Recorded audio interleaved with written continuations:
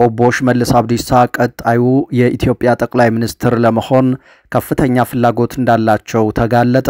ኦቦ ሽመልስ ይህ ህልማቸው እውን እንዲሆን የመከላከያ ከፍተኛ አመራሮችን በጥቅም ትስስር ለመያዝ ከፍተኛ ጥረት ያደረጉ መሆኑን እየወጡ ያሉ መረጃዎች አመላክተዋል። ሽመልስ አብዲሳ ከዚህ በተጨማሪ በትልልቅ ፕሮጀክቶች ውስጥ ከፍተኛ የአክሲዮን ድርሻ እንዳላቸው የሚያጋልጥ መረጃ ወጥቷል። በዝርዝር ወደ እናንተ የምናደርሰው ይሆናል።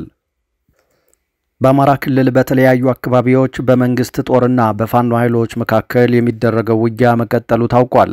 በጎጃም በርካታ አካባቢዎች ውጊያ የተደረገ ሲሆን የብልጽግና ኃላፊዎች ደግሞ ፋኖን 90% ደምስሰናል እያሉ ነው። በዝርዝር መረጃችን ይደመጣል። የዶናልድ ትራምፕ አስተዳደር ኢትዮጵያን ጨምሮ በ36 ተጨማሪ ሀገራት ላይ የጉዞ እገዳ ወይም የቪዛ እገዳ ለመጣል እያሰበ መሆኑ ተገለጸ። ወደ አሜሪካ እንዳይገቡ የቪዛ እገዳ ከሚጣልባቸው ተጨማሪ 36 ሀገራት መካከል 25ቱ ኢትዮጵያን ጨምሮ የአፍሪካ ሀገራት ናቸው ተብሏል።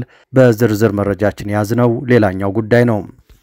የመካከለኛው ምስራቅ የኢራንና የእስራኤል ፍጥጫ ይሏል። በዛሬው ዕለትም ኢራን ጥቃቶችን አከታትላ ወደ እስራኤል የፈጸመች ሲሆን የኔታንያሁ ቤተሰቦች መኖሪያ ቤትና የእስራኤል ትልቁ የኤሌክትሪክ ማመንጫ ጣቢያ ታርጌት ተደርጓል። ጉዳዩ ዓለምን እያስጨነቀ በሁለቱ ሀገራት መካከል አሁንም ቀጥሏል። በዝርዝር መረጃችን ተሰሙታላችሁ። ሰላም ጤና ይስጥልን። በመላው የዓለም ክፍል የምትገኙ ክብራትና ክብራን የኢትዮስ ሚዲያ ቤተሰቦች እንደምንቆያችሁ እነሆ ከተለያዩ ታማኝ መረጃ ምንጮች የደረሱንን አዳዲስ መረጃዎች ይዘን ቀርበናል። ለቻናላችን አዲስ የሆናችሁ ካላችሁ ሰብስክራይብ አድርጉ። በየቀኑ የምንለቃቸው መረጃዎች በፍጥነትና በጥራት ይደርሷችኋል። በቀጥታ ወደ መረጃዎቹ አለፍን። እስከ መጨረሻው ተከታተሉን። አቶ ሽመልስ አብዲሳ ቀጣዩ የኢትዮጵያ ጠቅላይ ሚኒስትር ለመሆን ጽኑ ፍላጎት እንዳላቸው ተጋለጠ። ይህ ህልማቸው እውን እንዲሆንም ከፍተኛ የመከላከያ አመራሮችን በጥቅማ ጥቅም እያያዙ መሆኑን የተነገረው። በተመሳሳይ አቶ ሽመልስ በበርካታ ግዙፍ ፕሮጀክቶች ላይ ከፍተኛ የአክሲዮን ድርሻ እንዳላቸው ተነገረ።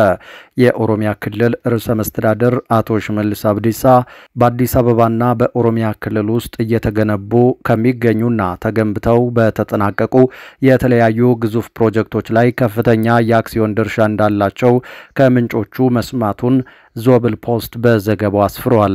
ላብነት ያህል ሰሞኑን የኢትዮጵያን የመጠጥ ገበያ ከተቀላቀለው ኬኛ ቢራ ፋብሪካ 45% ያህሉ ድርሻ የሽመልስ አብዲሳ እንደሆነ ምንጮች ጠቅሰዋል።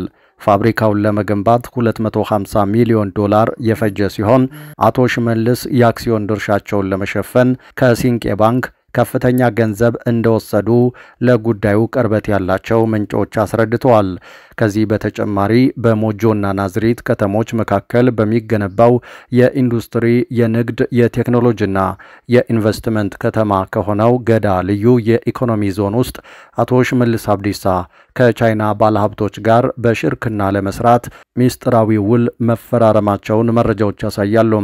በሌላ በኩል ከቅርብ ጊዜያት ወዲህ በአዲስ አበባ ተገንብተው በተጠናቀቁና በመገንባት ላይ ባሉ በርካታ የገበያ ማዕከሎችና ሪል ስቴቶች ላይም የአቶ ሽመልስ አብዲሳ እጅ እንዳለበት ተጠቁሟል። አቶ ሽመልስ በእነዚህ የገበያ ማዕከሎች ላይ ያላቸው ድርሻ በቅርብ ቤተሰቦቻቸው የተያዘ ስለመሆኑ ተነግሯል። ምንጮች ሽመልስ አብዲሳ የኢኮኖሚ ኢምፓየር እየገነቡ ነው በማለት ሁነቱን ይገልጹታል። ሌላኛው አስተያየት ሰጪ ደግሞ ሽመልስ አብዲሳ በቅርቡ በተመሰረተው ሸገር ሲቲ ውስጥ በቅርብ ቤተሰቦቹ ስም ከ40 በላይ ቦታዎች ታጥረው እንዲቀመጡ ማድረጋቸው ተሰምቷል። ቦታዎቹን ለቤቶች ልማትና ለጨረታ ያዘጋጇቸው መሆኑም ተገልጿል። በሌላ በኩል አቶ ሽመልስ አብዲሳ የሜድሮክ ወርቅ ኩባንያን ከሼህ መሐመድ አላሙዲን ለመንጠቅ ሙከራ አድርገው እንደነበረና እቅዳቸው ግን ለጊዜው እንዳልተሳካ በመረጃ ምንጮች ተጠቁሟል። ከሀብት ምንጫቸው ባሻገር አቶ ሽመልስ አብዲሳ ቀጣዩ የኢትዮጵያ ጠቅላይ ሚኒስትር የመሆን ህልም እንዳላቸውም ከቅርብ ሰዎቻቸው የወጣው መረጃ ያሳያል። ለዚህም እንዲረዳቸው የመከላከያ ከፍተኛ አመራሮችን በጥቅም ትስስር ለመያዝ ከፍተኛ ጥረት እያደረጉ እንደሚገኙ ተጠቁሟል። አቶ ሽመልስ በተደጋጋሚ ከሚያደርጓቸው አስገራሚ ነገሮች መካከል ለአዲስ ዓመት፣ ለመስቀል፣ ለኢሬቻ፣ ለገና፣ ለፋሲካ እንዲሁም በተለያዩ ጊዜያት መንግስት በሚያዘጋጃቸው በዓላቶች ለመከላከያ ጄኔራሎች እንደየማረጋቸው የሚለያይ ለእያንዳንዳቸው ከ2000 እስከ 5000 ዶላር በስጦታ መልክ እንደሚሰጡ የተገኘው መረጃ ያመለክታል። በሌላ መረጃ በአማራ ክልል የተለያዩ አካባቢዎች በአገዛዙ ጦርና በፋኖ ኃይሎች መካከል የሚደረገው ውጊያ መቀጠሉ ታውቋል። በጎጃም በርካታ አካባቢዎች ውጊያዎች የተደረጉ ሲሆን በሌላ በኩል ደግሞ ካገዛዙ የወጡ የጦር አባላትና ኃላፊዎች ወደ ፋኖ ኃይሎች እየተቀላቀሉ እንደሚገኙ ነው የታወቀው። ዛሬም የብልጽግና አመራሩ በስሩ የሚገኙትን አባላት ይዞ ወደ ፋኖ መቀላቀሉን የጣቢያችን የመረጃ ምንጮች አረጋግጠዋል። በምስራቅ ጎጃም ዞን ባሶ ሊበንና እናርጅና እናውጋ ወረዳዎች ከፍተኛ ሰብአዊና ቁሳዊ ጉዳት የተመዘገበባቸው ውጊያዎች መደረጋቸውን የፋኖ የመረጃ ምንጮች ተናግረዋል። በባሶ ሊበን 4 የተለያዩ አቅጣጫዎች በቀጠለው ውጊያ ከ25 በላይ ያገዛዙ ወታደሮች ሲገደሉ ተሽከርካሪዎችም ወድሟል ተብሏል። በተመሳሳይ በእነማይና እናርጅና እናውጋ ቀጠና በቢቸና ከተማ ወይራ ቀበሌና ቀለም አካባቢ የፋኖ ኃይሎች በፈጸሙት የደፈጣ ጥቃትና የፊት ለፊት ውጊያ ያገዛዙ ጦር ከፍተኛ ሰብአዊና ቁሳዊ ጉዳት ደርሶበታል ሲሉ የአማራ ፋኖ የቀጠናው የመረጃ ምንጮች ተናግረዋል። በዚህ ሰዓትም በደብረ ወርቅ ከተማ አቅራቢያ ከባድ ውጊያ እየተደረገ እንደሚገኝ የአማራ ፋኖ ብሔራዊ ኃይል ጎጃም 10ኛ ክፍለ ጦር አስታውቋል። በተያያዘም በምዕራብ ጎጃም ዞን ሰከላ ወረዳ ግሽ አባይ ከተማ ሳንገብ ቀበሌ በሚገኘው ያገዛዙ ጦር ካምፕ ላይ የፋኖ ኃይሎች በከፈቱት ውጊያ ካምፑን አስለቅቀው ወታደራዊ ትጥቆችና ሎጂስቲኮችን መያዛቸውን የፋኖ ኃይሎች አስታውቀዋል። በሌላ በኩል ካገዛዙ የወጡ የጦር አባላትና ኃላፊዎች ወደ ፋኖ ኃይሎች እየተቀላቀሉ እንደሚገኙ ታውቋል። ባለፉት 2 ቀናት ብቻ በባህር ዳር ዙሪያና በምስራቅ ጎጃም ዞን ባሶ ሊበን ወረዳ ከ20 በላይ ወታደሮችና የፖሊስ አባላት ፋኖን መቀላቀላቸውን የተሰማው። በዛሬው ዕለትም በሰሜን ወሎ ዞን መቄት ወረዳ የብልጽግና የሚሊሻ ጽሕፈት ቤት ኃላፊን ጨምሮ 11 አባላት ጠፍተው በአካባቢው የሚገኘውን የአማራ ፋኖ ብሔራዊ ኃይል መቀላቀላቸውን የቀጠናው የመረጃ ምንጮች አረጋግጠዋል። የወረዳው የሚሊሻ ጽሕፈት ቤት አመራሩ ከዚህ ቀደም በውትድርና ያገለገለና ተጽዕኖ ፈጣሪ በመሆኑ አሁን ላይ ይህ ሰው 11 አባላቱን ይዞ ወደ ፋኖ መቀላቀሉ የወረዳውን የብልጽግና አመራሮች አስደንግጧል ሲሉ የመረጃ ምንጮቻችን ገልጸዋል። በሌላ መረጃ የዶናልድ ትራምፕ አስተዳደር ኢትዮጵያን ጨምሮ በ36 ተጨማሪ ሀገራት ላይ የጉዞ እገዳ ወይም የቪዛ እገዳ ለመጣል እያሰበ መሆኑ ተነገረ። ወደ አሜሪካ እንዳይገቡ የቪዛ እገዳ ከሚጣልባቸው ተጨማሪ 36 ሀገራት መካከል 25ቱ ኢትዮጵያን ጨምሮ የአፍሪካ ሀገራት ናቸው ተብሏል።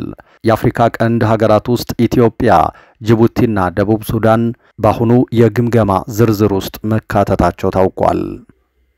በሌላ መረጃ የዓለምን ትንፋሽ ቀጥ ሊያደርግ ጫፍ የደረሰው የኢራንና የእስራኤል ፍጥጫ አሁንም ተባብሶ ቀጥሏል። የእስራኤል ሁሉም ከተሞች የሳይረን ድምጽ እያሰሙ ነው። ዜጎች ተበተኑ፣ አትሰባሰቡ፣ ወደ መደበቂያችሁ ግቡ ስትል እስራኤል አሳስባለች። የኢራን ድብደባም በእስራኤል ቀጥሏል። የእስራኤል መገናኛ ብዙሃን እንደዘገቡት የኢራን ጥቃት ሀዲራ ከተማ የሚገኘውን የኤሌክትሪክ ኃይል ማመንጫ ጣቢያና በኪሳሪያ ከተማ የሚገኘውን የኔታንያሁ ቤተሰብ መኖሪያ ቤትን ኢላማ አድርጓል። ኢራን የኒውክሌር ጦር መሳሪያ በያዘችበት ዓለም መኖር አንችልም ሲሉ የፈረንሳዩ ፕሬዝዳንት ኢማኑኤል ማክሮን ተናግረዋል። የፈረንሳዩ ፕሬዝዳንት ማክሮን ሀገራቸው እስራኤል ኢራን ላይ ባደረሰችው ጥቃት ላይ እንዳልተሳተፈች አረጋግጠዋል። ይህ ምላሽ ኢራን እስራኤልን አግዘው የሚሳተፉ ሀገራትን አጠቃለሁ ማለቷን ተከትሎ ፈረንሳይ የለሁበትም ብላለች። ኢራን ከባድ ዋጋ ትከፍላለች ሲሉ ደግሞ የእስራኤሉ ጠቅላይ ሚኒስትር ቤንያሚን ኔታንያሁ ተናግረዋል። የእስራኤል ጠቅላይ ሚኒስትር ቤንያሚን ኔታንያሁ ኢራን በሰላማዊ ሰዎች ላይ ለፈጸመችው ግድያ ትልቅ ዋጋ ትከፍላለች፣ በባቲያ ከተማ በኢራን ሚሳኤል የተመታውን መኖሪያ አካባቢ በጎበኙበት ወቅት የተናገሩት ነው። ኢራን ሆን ብላ በሰላማዊ ሰዎች ሕፃናትና ሴቶች ላይ የፈጸመችው ግድያ ለህልውናችን ትልቅ ስጋት መሆኑን ያሳያል ብለዋል ኔታንያሁም። እስራኤል ኢራንን የሚያጠፉ ከባባድ መሳሪያዎችን አወጣለሁ እያለች እየዛተች ትገኛለች። በተለይም የቴህራን ነዋሪዎች ከከተማዋ አካባቢውን ለቀው እንዲወጡ አሳስባለች። ኢራን ደግሞ አለኝ የምትላቸውን ከባባድ መሳሪያዎች ወደ ቴል አቪቭ መተኮሷን ቀጥላለች። በተለይም ትናንት ምሽት ኢራን የተኮሰችው ፋታህ 2 የተባለው ሃይፐርሶኒክ ወይም ከድምጽ የፈጠነ ሚሳኤል እጅግ አስደናቂ የሆነ ወታደራዊ ቴክኖሎጂ እንደሆነ ይነገርለታል። በሰዓት 15000 ኪሎ ሜትር ይከንፋል የተባለው ይህ ሚሳኤል በማታው ጥቃት የእስራኤልና አጋሮቿን የአየር መከላከያ ስርዓት ጥሶ ለመግባት 6 ደቂቃ ብቻ ነበር የፈጀበት። ሚሳኤሉም በአስገራሚ ፍጥነት እየተገለባበጠና አቅጣጫ እየቀያየረ በሃይፋ ሰማይ ስር ከባድ የተባለውንና የእስራኤልን የሃይፋ የነዳጅ ማጠራቀሚያ ዲፖ ያወደመው ይህ ፈጣኑ ሃይፐርሶኒክ ሚሳኤል እንደሆነ ተነግሯል።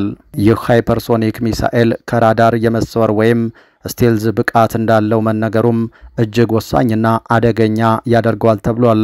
ይህ ባህሪው በተለይ ሃይፐርሶኒክ ፍጥነቱና የመንቀሳቀስ ብቃቱ ጋር ሲደመር ሚሳኤሉን ለመከላከል ፈጽሞ የማይቻልና ትናንትም የእስራኤልን የመከላከያ ስርዓት ጥሶ በመግባት ጉዳት ማድረሱ ተነግሯል። አሜሪካና ኢራን ወደዚህ ጦርነት እንዴት ገቡ? ነገሩ ከመሰረቱ ሲታይ ኢራን ውስጥ ባለፉት 2 ቀናት የተከሰተው ነገር መፈንቅለ መንግስት ይመስላል። የተገደሉት ወታደራዊ መሪዎች ለኢራን ጥብቅ ብሔራዊ ጥቅም ተሟጋቾች ናቸው። በኒውክሌር ድርድር ወቅት የአሜሪካን የስምምነት ሐሳብ ያልተቀበሉ ውድቅ እንዲሆን ያደረጉ ናቸው። የኢራን ሚሳኤሎች በእስራኤል ሕይወት ማጥፋታቸውን ተከትሎ የእስራኤል መንግስት የኢራንን መከላከያና የምጣኔ ሀብት መሰረተ ልማቶች የበለጠ እንዲደበድብ ሊያደርግ ይችላል። የእስራኤል መከላከያ ሚኒስትር እስራኤል ካትዝ ኢራን ሚሳኤሎቿን ወደ እስራኤል ማስወንጨፏን ከቀጠለች ቴሄራን ትቃጠላለች ያሉ ሲሆን የኢራን የውጭ ጉዳይ ሚኒስትር ሳይድ አባስ ካለ ዋሽንግተን ድጋፍ እስራኤል ጥቃት አትፈጽምም ነበር ብለዋል። ይህም ኢራን በቀጠናው የአሜሪካን ኢላማዎች እንድትደበድብ በር ሊከፍት ይችላል። ፕሬዚደንት ትራምፕ ኢራን ይህንን የምታደርግ ከሆነ የአሜሪካ ጦር ኃይሎች ጠንካራ ኃይል ይወርድባታል ብለዋል። ፕሬዚደንቱ በሁለቱ ወገኖች መካከል በቀላሉ ስምምነት ላይ መድረስ እንደሚቻልም ጠቁመዋል። ከ3 ቀናት በፊት በአሜሪካና ኢራን መካከል የኒውክሌር ስምምነት ላይ ለመድረስ ተስፋ ነበር። አሁን ግን በእስራኤልና ኢራን ፍንዳታዎች ሲሰሙና የጥንቃቄ ደወሎች ሲስተጋቡ ይህ ተስፋ ተበትኗል። ኢራን በእስራኤል ላይ የፈጸመችውን ጥቃት ተከትሎ የደረሰውን ውድመት የሚያሳዩ ምስሎች እየወጡ ነው። እስራኤል በኢራን ላይ ለፈጸመችው የአየር ድብደባ አጸፋ ኢራን የባሊስቲክ ሚሳኤሎችን ያስወነጨፈች ሲሆን ጉዳቶችንም እያደረሰች ነው። የተወደዳችሁ አድማጭ ተመልካቾቻችን ከተለያዩ ታማኝ መረጃ ምንጮች የደረሱን አሁናዊ መረጃዎች እነዚህ ነበሩ። ከቆይታ በኋላ በሌሎች መረጃዎች ድጋሚ እንገናኛለን። እስከዛው በያላችሁበት ሰላም ጊዜ ተመኘን።